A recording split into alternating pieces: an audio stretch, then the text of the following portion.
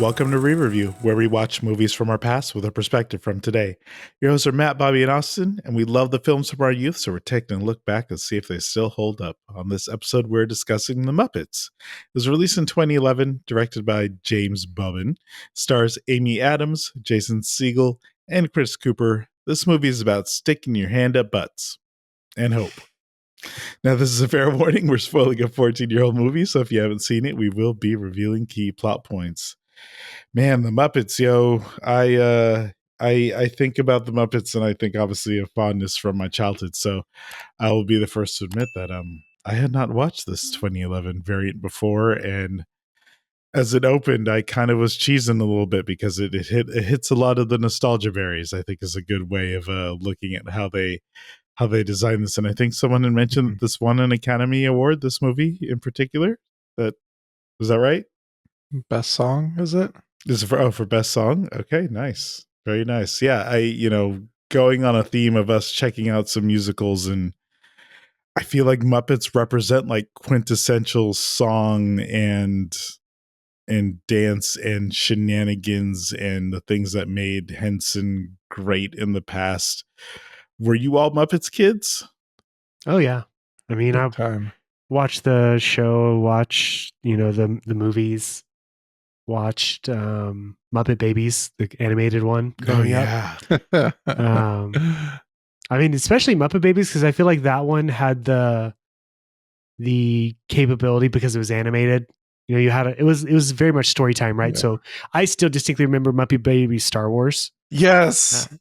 They even had the Star Wars clip in the intro every time. Yeah.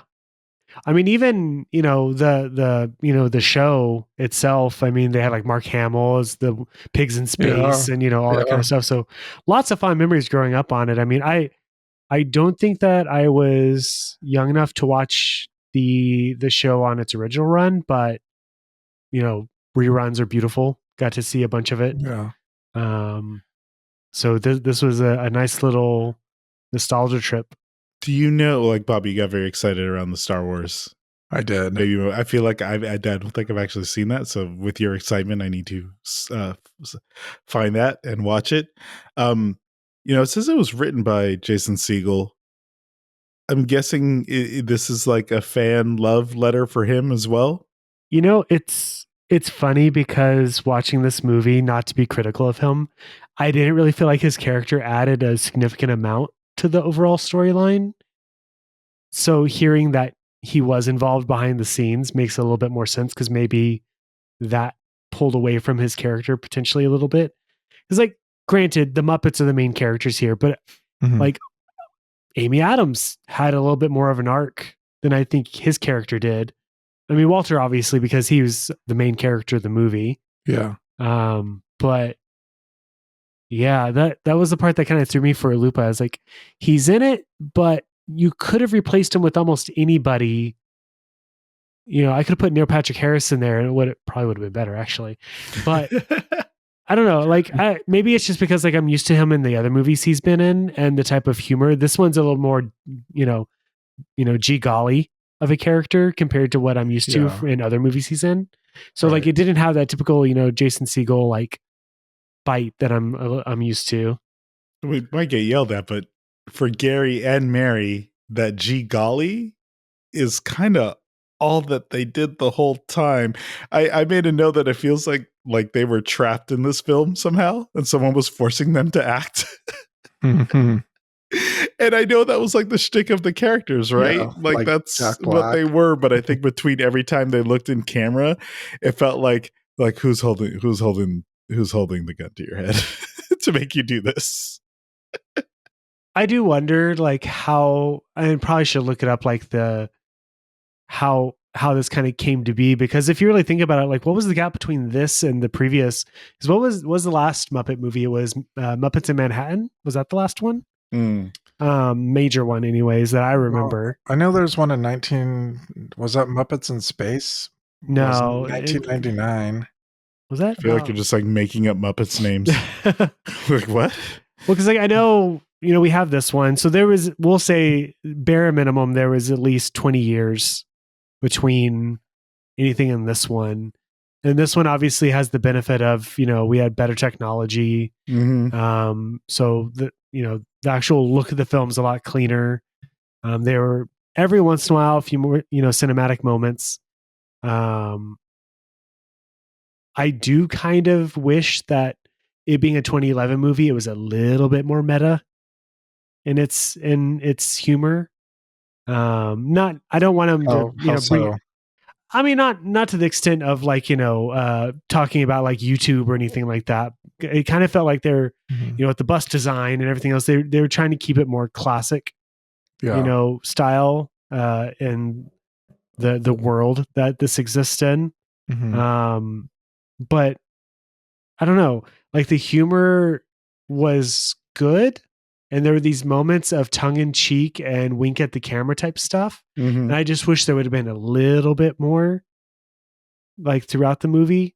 But maybe it would have been distracting. I don't know. It was just almost there. I just needed it to be like, this was at at a 60%. I needed at least a 75%, I think. Is it weird that, thinking about the nature of this universe, and yes, Muppets and humans coexist because that's always been the case. But is this the first time we get to delve into the idea that, a Muppet human brother relationship? For some reason, I thought he was adopted, and that was the explanation, but that wasn't in this. So who was it when we started watching? It was like, what was the mama doing? Yeah. Oops. It is a little bit unusual looking at it, but I mean, I would love to have a Muppet in my family. I liked you want a brother Muppet? I liked how Jason Segel grew and the Walter didn't. I thought that was pretty funny. It did start bringing up my question of immortality for the puppets. Like, will the world end and it'll only be Muppets in this whole thing? Right. Like it'll be like Twinkies, cockroaches, and Muppets. Like they'll literally outlive everything. Because technically speaking, they don't age. I'm concerned about the tadpoles comment that was made part of the way through the movie, because then that brings up the whole idea of breeding amongst Muppets. Yeah. And that a pig can have tadpoles. Although, yes. There was sentient beings in the refrigerator that they torched. Yeah, they torched. It's like Muppet on Muppet crime is basically what it was. Was there ever a toilet Muppet? Because I kind of feel like that should have been included somewhere in there and be like, you think you have a shitty job? It's like, feels like it turned to like Conker's Bad Fur Day. No one? Okay. Well, that's for me and me alone. One of the important things when it comes to Muppet movies is the fact that we do have songs going on throughout it. And I felt like everything was catchy, but it's hard not to open up with that iconic theme and it just ringing through as something, again, back to the nostalgia, just kicking right in. But there were quite a few songs, and I could probably talk about a ranking, but I felt like they were catchier than maybe some other films we've seen in terms of being a bit more memorable. Oh, the news. You said no? No? No, I'm just sensing some Newsies hate here. I mean, I don't know. I will say that for the most part, okay, so this is where it's like it's unfair. If I were to compare this one to the original Muppets movie, which has the better songs, and I have to go back and watch that movie, but I feel like that one has, I mean, even this one goes back and references Rainbow Connection and, Yeah. I thought they were going to do the Moving Right Along song when they were doing because I like that song from the original. I don't know if you guys remember that song, but that was a really good song that they didn't reprise in this one. But they do a lot of callbacks to the other movie. The way they collected some of the Muppets is like the same way they did in the other one. Is it the 1978 one or whatever?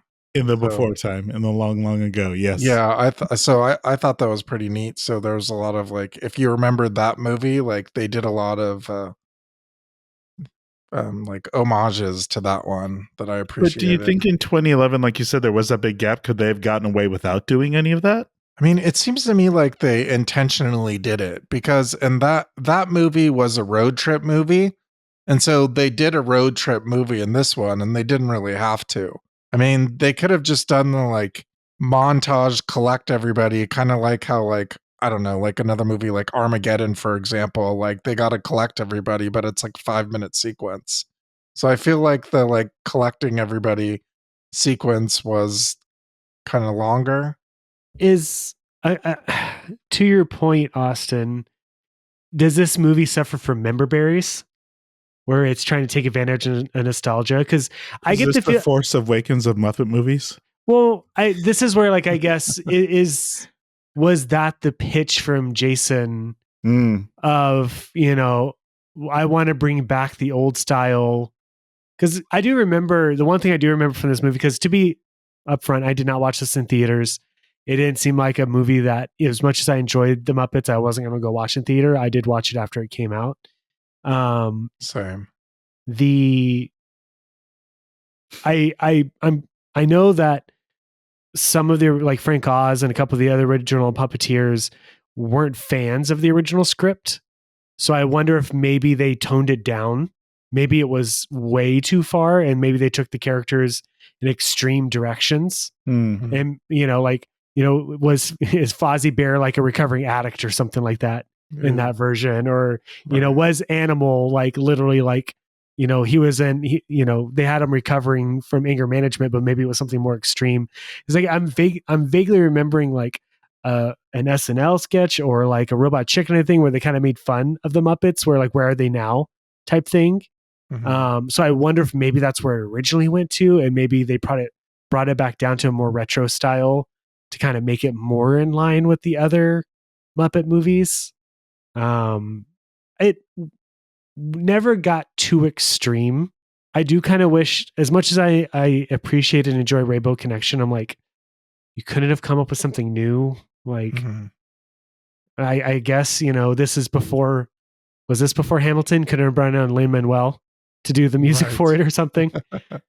They did have rapping in it. So I guess there was. Yeah, that was rough. That was not great. That was a thing. That was the bottom of my song list. And did they have to use the subtitles?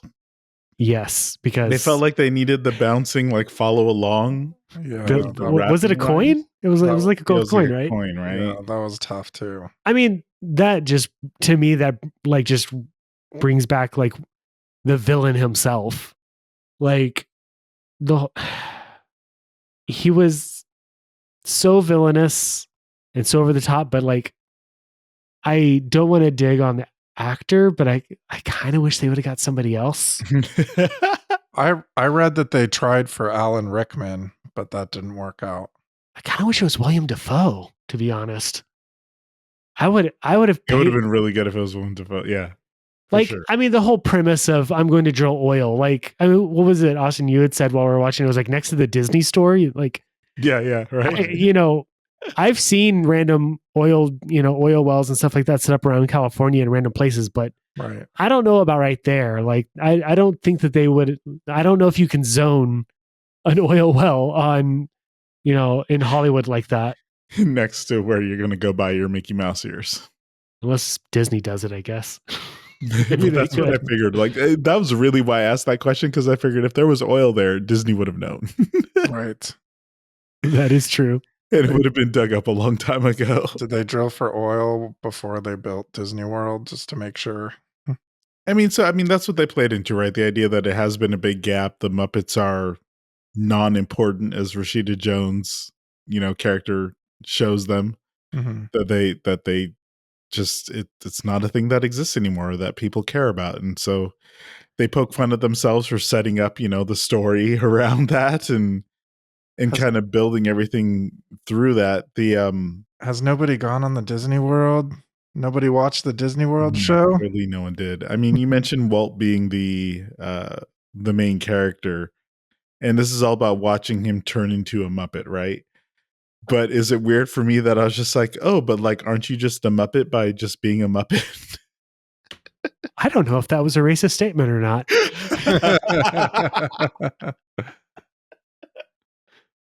Aren't all Muppets Muppets? Muppet phobia Yo. over Trying to say they're all the same? Not cool, man. If no, what was it? Muppets? here. I know. Now I'm starting to wonder, is Muppets like okay, that is now we're starting to open up a can of worms because the oil rich man or whatever his name was, Tex Richmond. Tex, Tex yeah. Richman. He said he was going to own the Muppets name. So Muppets are not a designation for their species, correct? Oh yeah, that's a good point. Right. So what are they called? So we're going down a whole path now because we have the Muppets, but Right. that was just like a cover band name, right? Yes, right. So what are they actually called? No, they are called Muppets because he's saying, "Are you a man? Are you a Muppet?" But how can Wasn't you like, own "Are an you-" entire designation of a species or a race or an ethnicity? Are- That would be are- impossible. All right, we're I'm uncomfortable. we're digging holes into the plot here. I'm uncomfortable. Well, we know there are three things that are important: children, ice cream, and laughter. Am I, you tell me, I've always struggled with the Miss Piggy Kermit relationship, and this movie didn't help that for me. Yes, I can't get over the domestic abuse that we're all willing to accept. Thank Poor you. Kermit. Like, for both parts, they don't seem good for each other, and I'm gonna get it for saying that, probably. Part of me wonders if there was ever first off, there's the whole conversation of why a pig and a frog, but love is love. But then I don't know if they ever really delved. I'd have to really think back to the show. Maybe the Muppet Babies delved more into this as to why there was even a relationship, why it's to the extent that it is. How many other female character Muppets are there? That's kind of the catch. Right? There's just the one that's in the band, right? And the chickens. Yeah, no, that's a good point. There's not a ton. And they needed two quintessential animals, so they picked a frog and a pig. Yeah. You're like, I mean, they yep, have That's gotta stuff be the in reason. common because they're the main characters, right? I hate to go down this route, but does anyone know what Jim Henson's wife looked like? Oh no. Okay, all right, you were cut off, sir. I'm going to just cut off the gags in the movie. The things that I wanted to ask: does this? I know it's a musical. Is it campy? Does camp feel right for this? In some ways, doesn't it feel like low budget ish? With like its poor CGI at times, or at least the green screen. I mean, I don't think it needs anything better. I mean, I think it's fine as it is.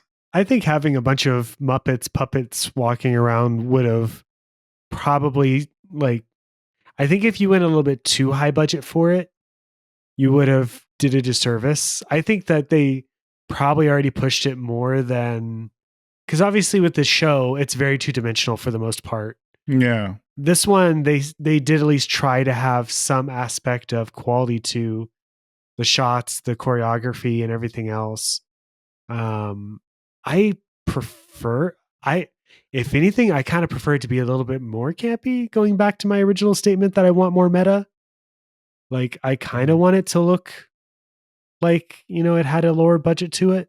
Mm-hmm. I feel like they had some pretty decent set pieces. Like, there was a scene in the very, very beginning where they go to a circus, and basically it's just two shots in the whole movie. And I was thinking, they set this whole circus thing up for just that. So I was like, that kind of seemed like a decent sized set piece for a kind of know nothing kind of little background scene in the opening song. I did just kind of look it up, and apparently this movie in 2011 had a budget of $45 million. That's not nothing. Yeah. That's a pretty good amount of money. And then they executed on their camp perfectly. Yeah. I liked the part where at the beginning we saw Walter running and then did the over the camera shot, as we were chasing him. Mm-hmm. That was the one tech moment. I was like, oh, this is kind of cool, even though it probably made a lot of people dizzy. Probably, especially in theaters. What was this in 3D? This feels like a 3D movie, right? Or no, everything was 3D then. Was it? Well, no, it's 2011. Was that already past the? When did Avatar come out? Yeah, that was 2009, I think. Wait, are you marking Avatar as like the line in the sand of when 3D was over? No, that's That when was it like the started. beginning. Oh, okay. I was around one of those like the 3D Viega displays from Panasonic, and I feel like it had like a lifespan of about 2 to 3 years after Avatar. And that was about it for 3D because no one. Now, this is segueing, but I think that having gone to the ride, is that what you want to call it? The Like a show show, yeah. I at Disney think I World? called it a ride earlier, but I think it's more like a. I enjoyed the 3D for that, even though that one I think was passive 3D. So Wait, this is seeing a this, Muppets ride show? yeah, Yeah. Roadshow? over at Disney World or Hollywood Studios, Disney World. Yeah. I haven't been, It's so probably what is it? MGM back then. Yeah, they're closing it right now to move it. But That one yes. was pretty good 3D. So I think this might have been pretty Yeah. good watching in 3D. Wait, is some of it the a shots. ride or is it like Captain No, EO? it's a show. Captain EO. It's a theater experience. They have like That's- animatronics, puppets, and then Yeah. 3D screens for everything else. Okay. Yeah. Okay. There's a part of it where like the one big monster dude comes running out and it's like a guy in a suit. So it's like but it's like in spoilers, a theater. man. Yes, well. Oh, I didn't mind. I the chances of me getting on that ride are slim to none. So that's why I wanted to understand what it is. Sorry, the show, not the ride. Right. I'm making it both things simultaneously. That's what Honey, I Shrunk the Audience was for, right? Oh, now Well, we're I going down think a that whole they path had it. now. I think they had it in Disneyland for like a really brief time, but then Really? I think I'm pretty sure they did. Well, this movie was cameo filled. Did you have a favorite cameo? There were people all over the place. Tough. Because there were some stuff that was like, it's funny because like I was just curious to see like what the actual total list of the because I swear I saw Ricky Gervais in the final shot. I kind of understood why you thought that, but He was in the dude that second looked one. like a dude. But here's the weird thing is when looking up the actual behind the scenes, he was supposed to have a cameo in it. So I'm starting to wonder if maybe he had a cameo and he was part of that final sequence and they just didn't cut it. Or I'm just losing my freaking mind. Run it back. I liked Alan Arkin. He was funny.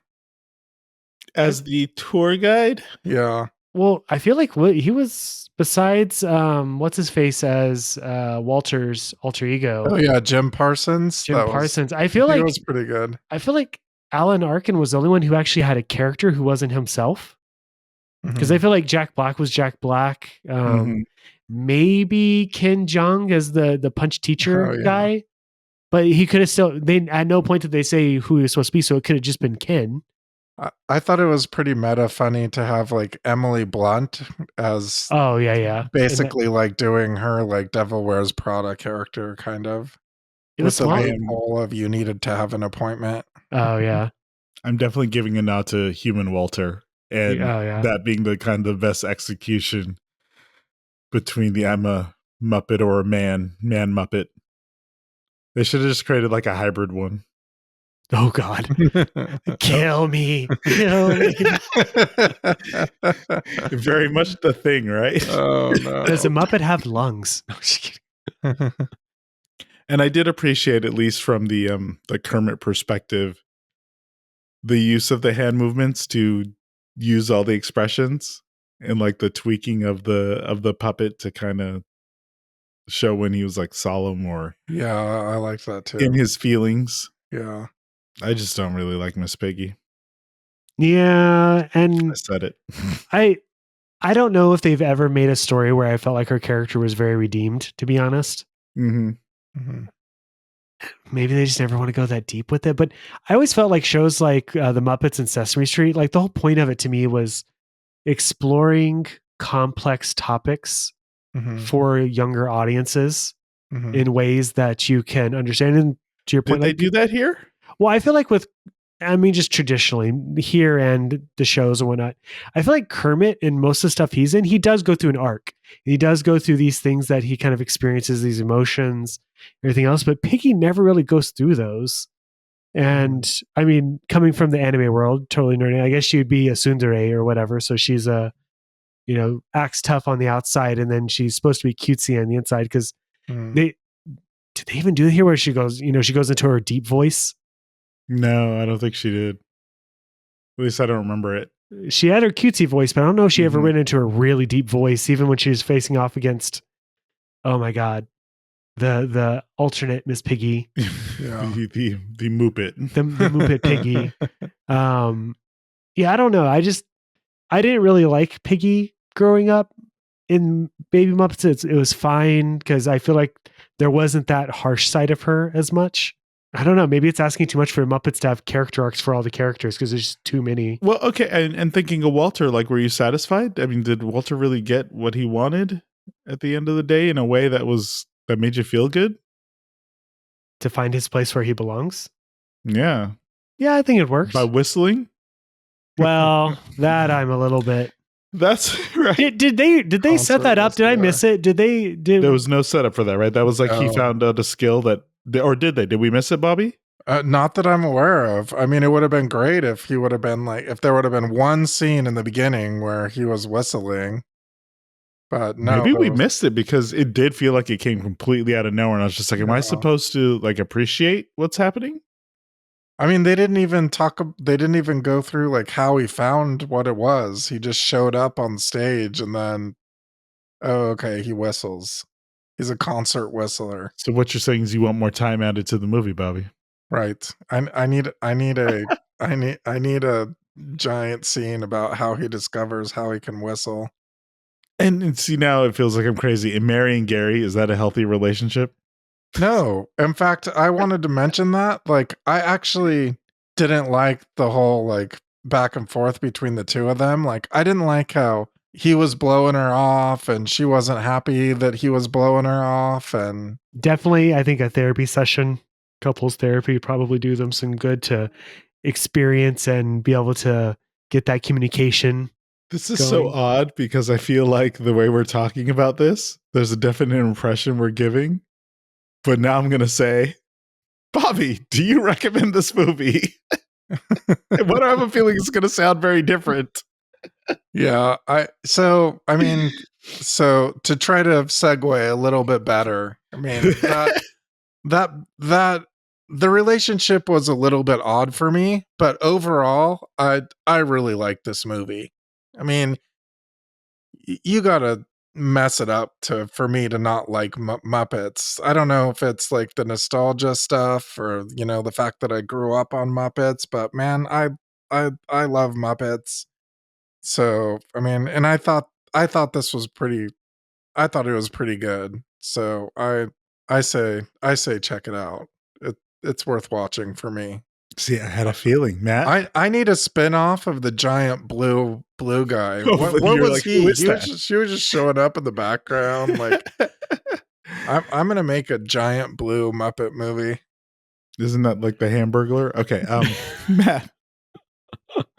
Honestly, I enjoyed watching it. I do think that it was kind of lacking a little bit.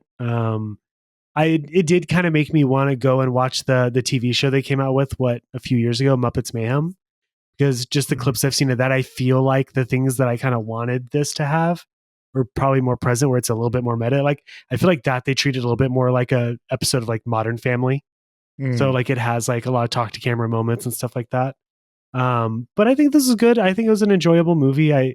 You know, I would still say the original is a better movie.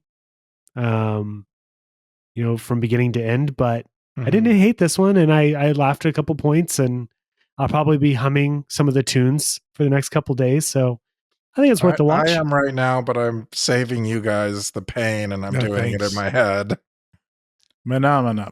The I think the big thing for me is as we kind of led into these things that we felt are challenging around the movie, I still left it going like it's like a cute movie in a way, and it feels that family friendly and the nostalgia and something that you can kind of grin to, and the jokes do hit where they do, and And it probably is one that does not deserve how overly critical we started getting on it. And that's probably enough to be like, yeah, you should watch this and enjoy it. And maybe, if anything, I could say it's like a doorway into a musicalness, because maybe because you have that expectation of getting songs with the Muppets, it never felt so awkward or disjointed to have them go into song, because it felt right for what these characters do. Maybe the hardest parts are when the humans are doing it. So I think it's definitely one of those. It's just like it's feel good, and it's hard to get away from that. And yeah, maybe they could have gotten more detailed in helping us like flesh out the story more. But maybe that comes with us describing, like, we have a long history with these characters. So it's like, can you spend more time with them? Can you give us a little bit more to really connect us to the story and the plight that they're going through? But I'm on board with it. We're all saying watch it. How could you not? It's the friggin' Muppets. Put it on. As always, thank you for listening, and remember, you know what we all agree? A celebrity is not a people.